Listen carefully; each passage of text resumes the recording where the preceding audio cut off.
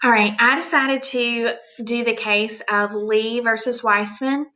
This case was decided by the Supreme Court in 1992. The facts in this case are that a rabbi was invited to deliver a prayer at a public middle school's graduation ceremony.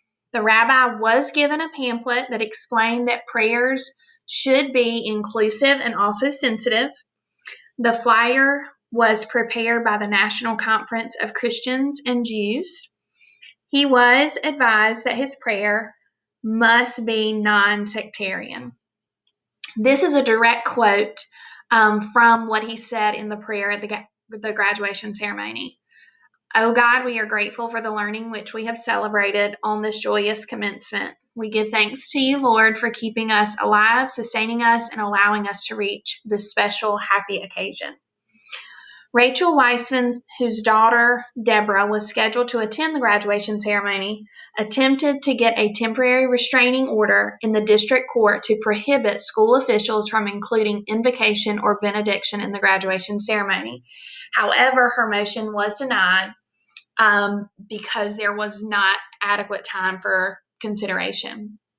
Then the parent amended the complaint seeking a permanent injunction barring the officials from inviting clergy to deliver invocations in future graduation ceremonies, and it was granted by the district court.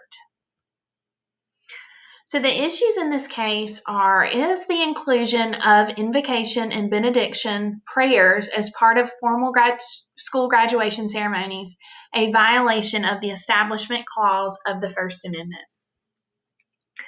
And the decisions in this case were yes. The Supreme Court ruled in Lee versus Weisman 1992 that the practice of inviting clergy to offer prayers at graduation did violate the Establishment Clause.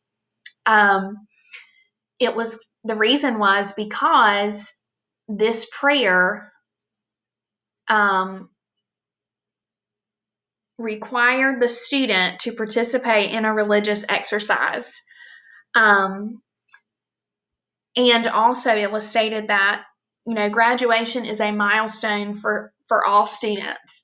And there aren't very many students who would want to give this up.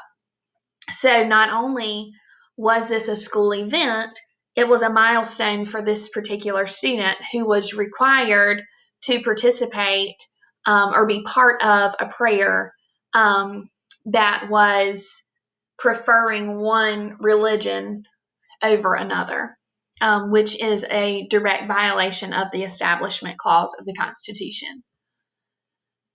And the reasoning, and this is a direct quote from the case, it says, the state may not, consistent with the Establishment Clause of the Constitution, place school-age children in a position of participating or protesting prayer at public graduation ceremonies.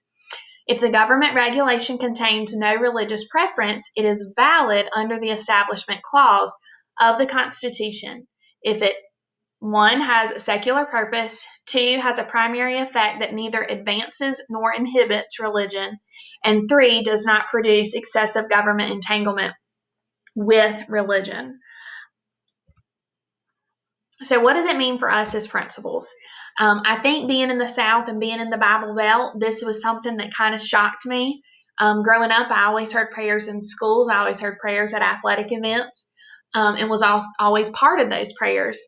But I think as a principal, it really causes you to stop and think and make sure that you know the law, that you know your students, and that as a principal, you don't put your students in a place where they feel uncomfortable, where they feel like they are required to be a part of something that maybe they don't believe in.